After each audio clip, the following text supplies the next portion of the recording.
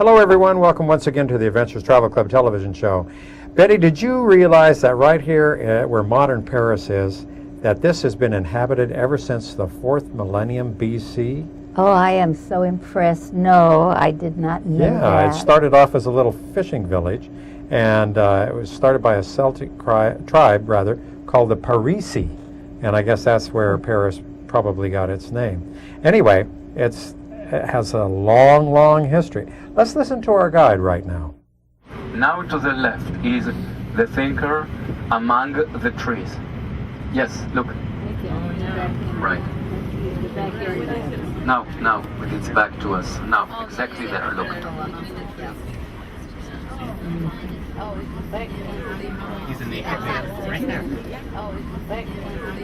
If we look at the dome itself, or the invalid, you can see that all the decoration represent tools of the army.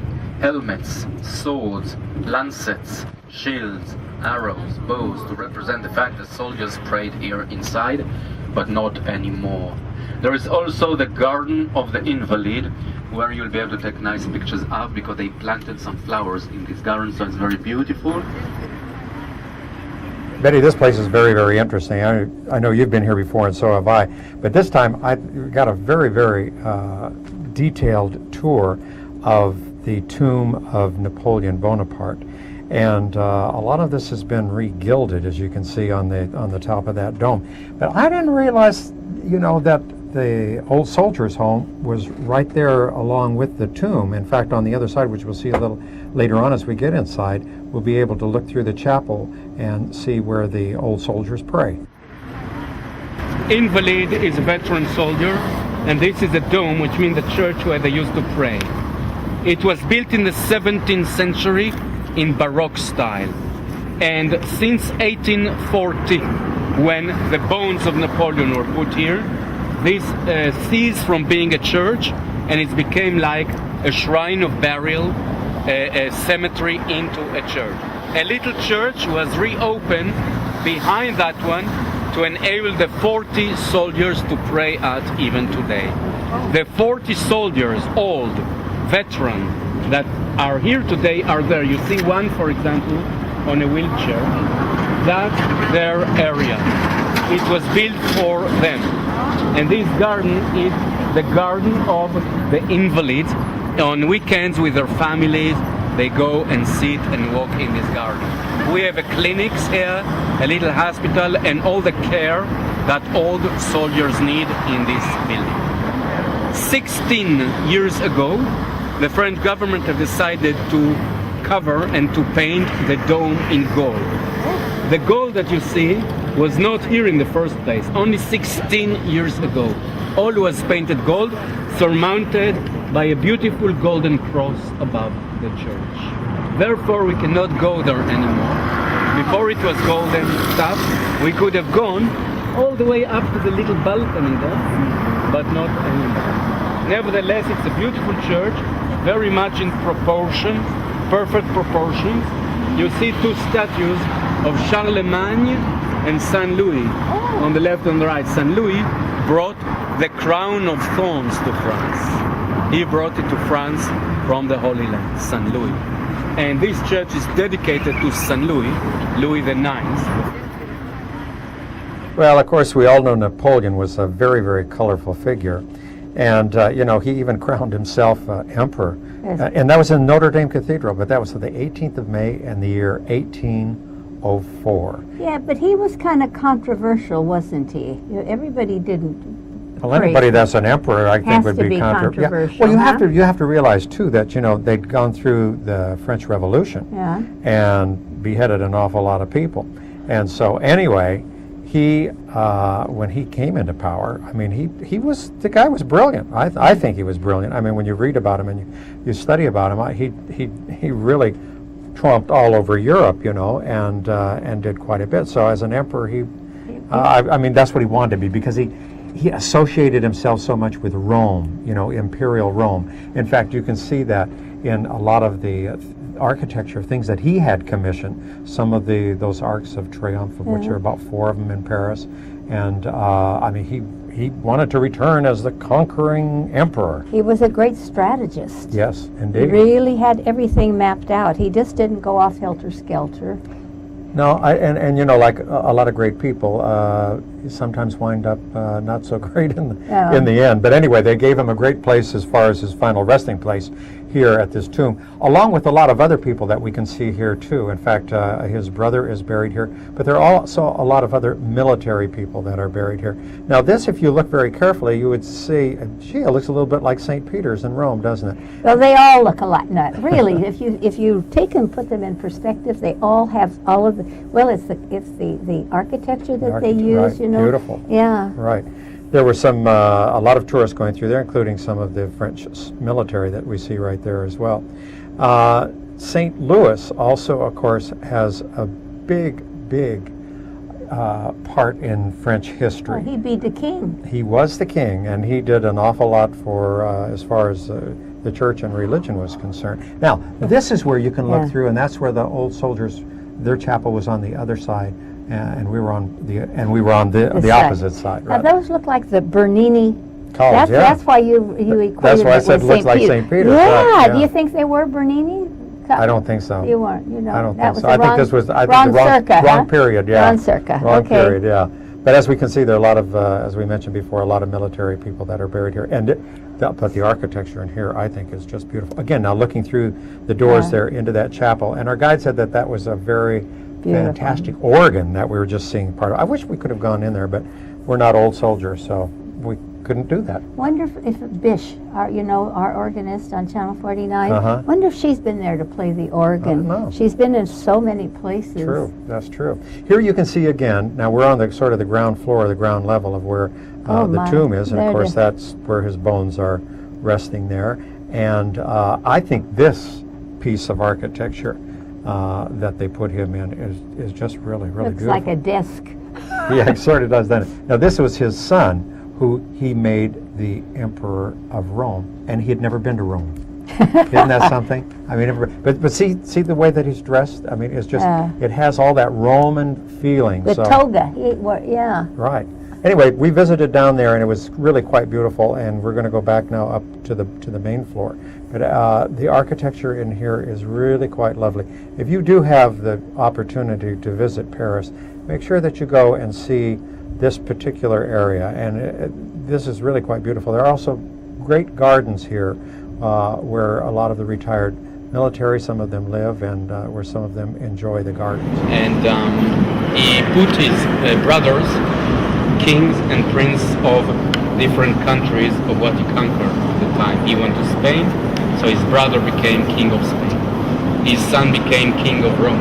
You see, the title he used to give him. It's funny because king of Rome, you don't need the king of Rome, but his son became king of Rome, the title. He never lived in Rome or even visited Rome, but that was his title because he fought in Rome. That's why. Joseph died when he was young. He died out of problem of drinking. He drank a lot. That's the reason he died very early. But the grave is very beautiful. The tomb is also beautiful, very beautiful marble, French marble. The only foreign marble is the one in the middle of Napoleon that comes from Finland. And it's 4-fine. It's sort of very fine marble from Finland. Now we're out in the back courtyard, and you see the fleur-de-lis here, and this is one of the designs that's on some of the cannons that you see. There's a great display of military arms that are here, and you can see this huge courtyard here, and there is also, of course, another statue that we're going to sort of take a look at right there of Napoleon. That's right there in the center of the building as we see, and that's probably the statue that most people would recognize as Napoleon Bonaparte with his hands stuck there and everybody. Like there's indigestion. There's so many people that have ideas on why did he pose that way. Anyway, we're talking about this is the home for the old soldiers, and here's one of them right here. God love them. The day that we were there, we weren't quite sure whether there was some sort of a celebration going on for the military, and we never did get a good explanation what it was. We didn't know if it was a graduation ceremony. We didn't know if it was some sort of an anniversary. They're or beautiful. Look at that the uniform. costumes? Isn't that gorgeous? Their uniforms are really all quite nice. pastel. And there were a lot of different uniforms there because I think a lot of people from the various branches of the French military were all represented that day. But here, looking down the line, you can see more of these ornate cannons that probably were used, centuries ago. Absolutely really beautiful.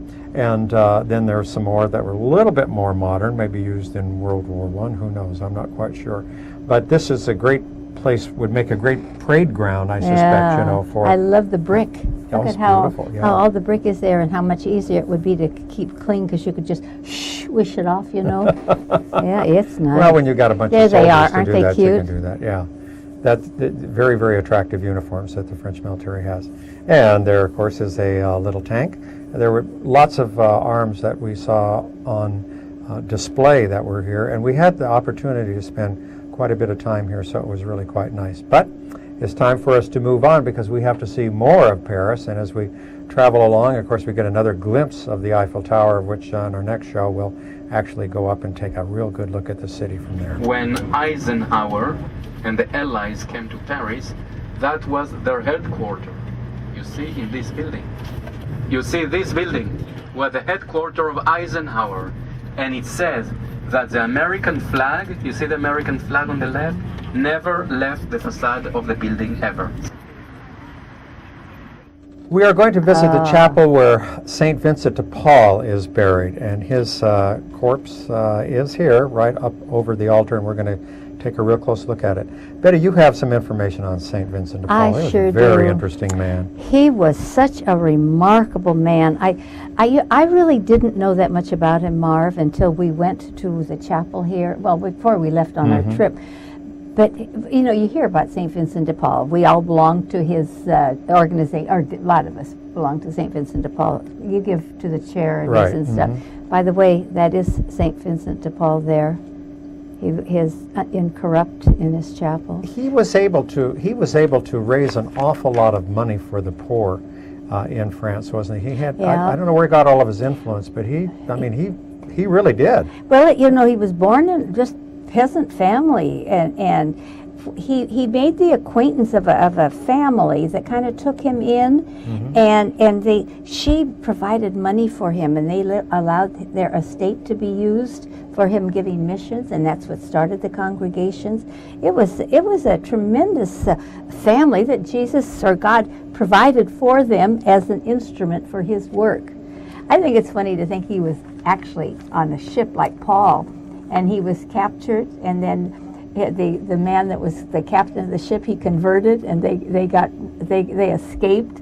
So he has a really interesting... There are some wonderful stories. Yeah. If a person wants to read more about him, there are a lot of books that are out on St. Vincent de Paul. And the thing is, his work is still going on. Yes, that's what's so interesting. Excuse me for interrupting you. I just thought that was the Gandhi family that provided him the money, and the woman, the wife, that was so instrumental in helping him with the women, with the women's because group. he started the Daughters of Charity. Yes. Of course, of which the next place where we're going to visit, and that is where St. Catherine Labouré is buried, and this was the monastery where she lived.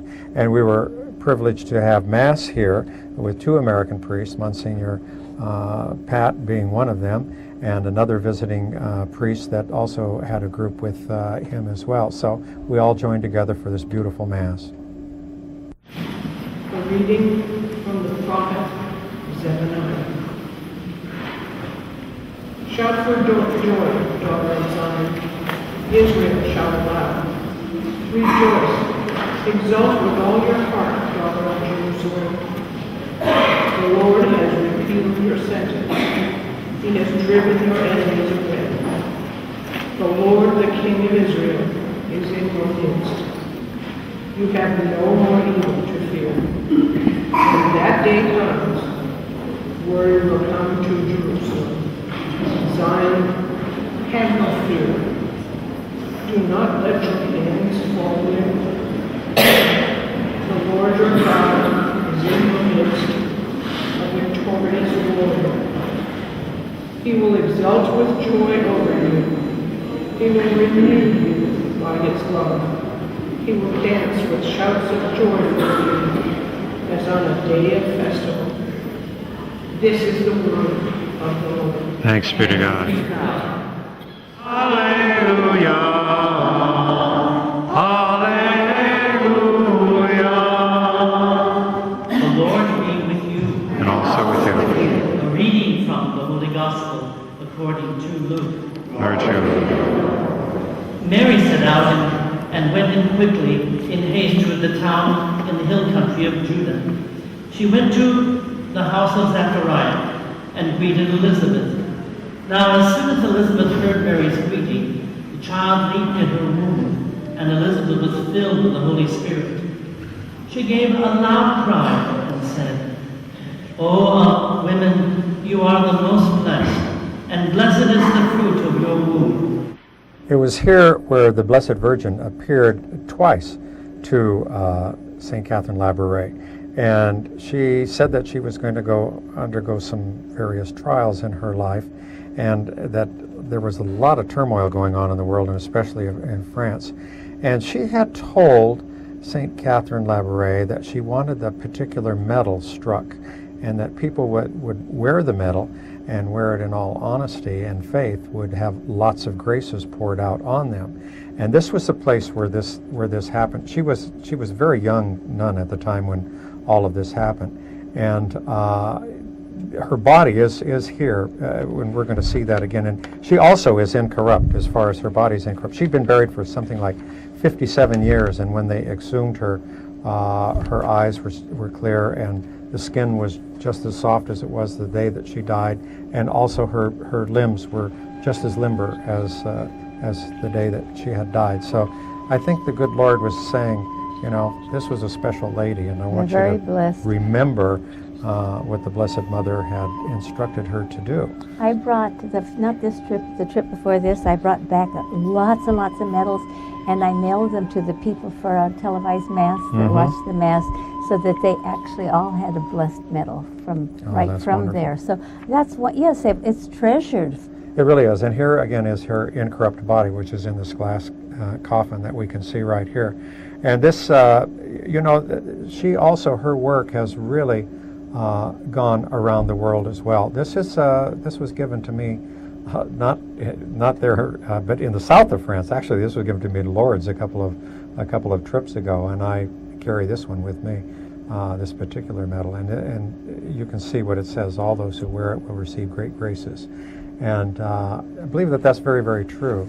So this was something that was so interesting to visit, because we got to see St. Catherine Labouré and also St. Vincent de Paul, and they're just a couple of blocks apart, where both of them did their work and where both of them are buried. Here's one of the famous department stores, Betty, and this is Au Bon Marché.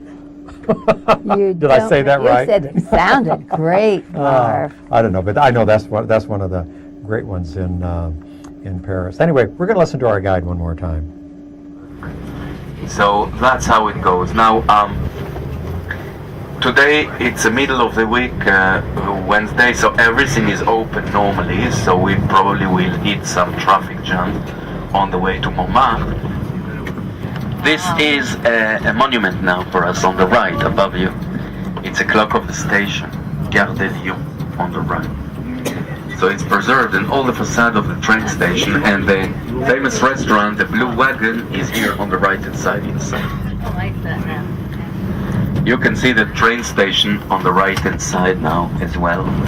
It's like a palace, and all of them, and look at that clock. It's old and it's preserved, and it's a national monument today as well.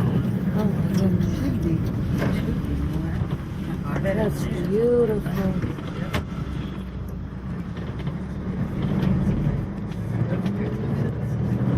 Also, many theaters were here. He installed theaters. He told the Parisians, go out to theater. And it's true that in the 17th century, mainly around Molière, the great playwright and actor Molière, the French theater sprang, and 14 theaters were created along the boulevard here. Let me show you one soon. And there are 13 others, like one theater next to each other, already in the 17th century. Just to explain that the theatrical point of view, French language and the French are very, very important. Not as the English probably, as so many people in the world better English spoken than French, but for the French and all those who speak French, this street is very important for theatrical life and amusement as well. And the theater I wanted to point out here, it's called the Winter Circus. And it's still on, it's still there. They still perform plays and shows in the Winter Circus that was created at the time of King Louis XIV and was renovated since, but of course. So can you please, where it is, yes. Please look to the right now, here. Just have a look, please look to the right. Look at that funny, fine building on the right, you see now? With horses. Look, it's a Winter Circus, we call it. It's one among the 14 theaters that were built along Le Grand Boulevard. But this arch is also pretty. It's 300 and some years ago it was built to recall the battles of Louis XIV in Holland and in Germany. And you know, at the time there was a wall here. Paris was a walled city. In fact, we used to have 5 walls that circled Paris until the beginning of the century, by the way. And then he opened the wall and he built an arch so he can enter, return to his capital via, under, through, by an arch, like an arch of triumph. So there you are, look on the right hand side. The idea came to him from Titus in Rome, of course. And then Napoleon, in the beginning of the 19th century, in 1800, he wanted his own Arch de Triomphe, and I'm glad we can see the second one coming on your right hand side. Also something very beautiful though. Look, look at the monument here.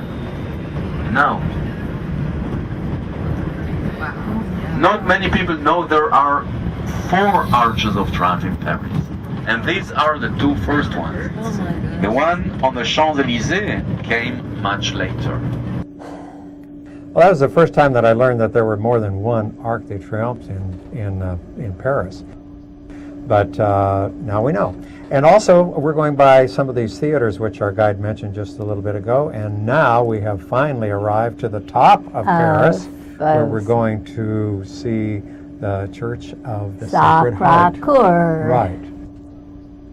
And this is a little climb. Yeah. Where the bus lets you off, there's a little bit of climb. And if you want to climb all the way up to the church, well, you can do that too. However, we decided that we would go the easy way this time. I can't believe I did that because what? I'm a walker. Are you sure I did that?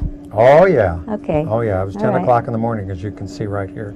And so we're going to get in these, I don't know if you call them a tram, a funicular, or just exactly what, but they do go up and down the hill. That must be funicular. Probably. Because a tram is one, don't they swing back and forth like we did in South America, where you go up to the mountaintop? That's kind of. I don't know. All I call it is a motion vehicle. I get you there. And here's another motion vehicle too. They have modernized the outdoor toilets in Paris, which is very, very nice. Coin operated, I should say. Yeah. A euro or 2. And so appreciated. Oh yes. You know, that is one country. I mean, one of the countries in the world. I see other countries are starting to do that too. Are to put, conveniences, as the English would say, out there on the street. This is a joy, this church. Oh, it's beautiful. I've been there several times myself, and of course then I read the book, what's it called? The Code, the Da Vinci Code. Oh, yeah. I mean, I tried to read it. I was disgusted, and I couldn't finish it. But it was fun to be in the beginning because I was familiar with some of the things that he wrote about in this wonderful, beautiful church. Excuse me, we have 2 statues. One there on the right, I think, is our gal Joan of Arc. And that's a horse. And that's Louis up there. That's St. Louis. He supposedly brought the crown of thorns back to France from the Holy Land. That's right. Not back to France, to France. To France. From the Holy Land. And these are some of the main doors that you see here. Now, you're not allowed to take pictures inside the church, so you're not going to see any. Well, that's because we didn't even sneak any this time. They want to sell the postcards. Oh, maybe I don't know. So. But anyway. Or then with the flash, sometimes people. Oh, I know. People do it anyway, and they shouldn't be doing it. They ask you not to do it, and so you should respect, that, and also the reverence to be inside the church as well. But the gargoyles are there, by golly gosh, and there they are. And of course, is what we have always discovered is that the gargoyles, of course, are a drain spout. And I think on this trip we were at a few places where it was raining, and we saw the rain come out of the snoot or the snout or the mouth. And they're so ugly. They're so ugly. Oh, yeah, they so are. you know, it looks to me like when you have them on the churches, and they'll have them, but like they're to scare the devil away. Don't you dare come here. This is God's place. You know.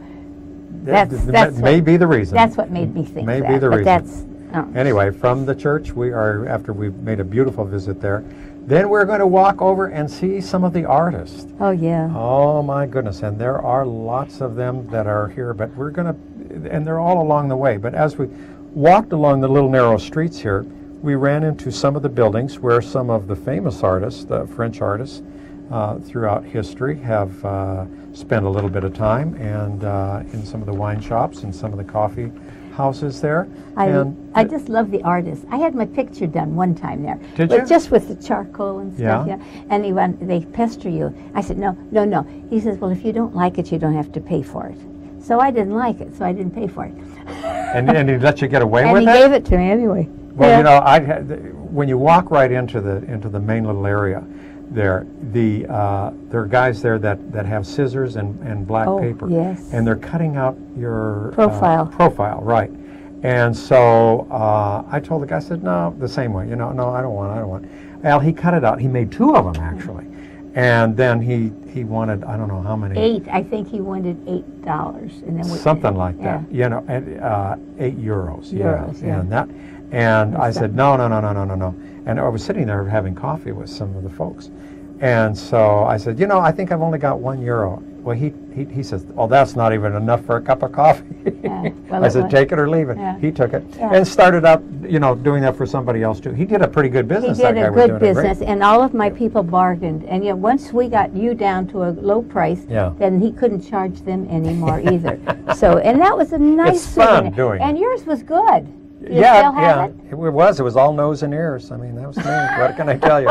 Hey, there's another little church right here, and this is a church of St. Peter, and this is right up close to where all the artists are. Hey, that's all the time that we have. We've enjoyed it. We're going to do more on France and Paris, of course, in our next trip, but we'll see you next time. Bye-bye for now. Bye-bye.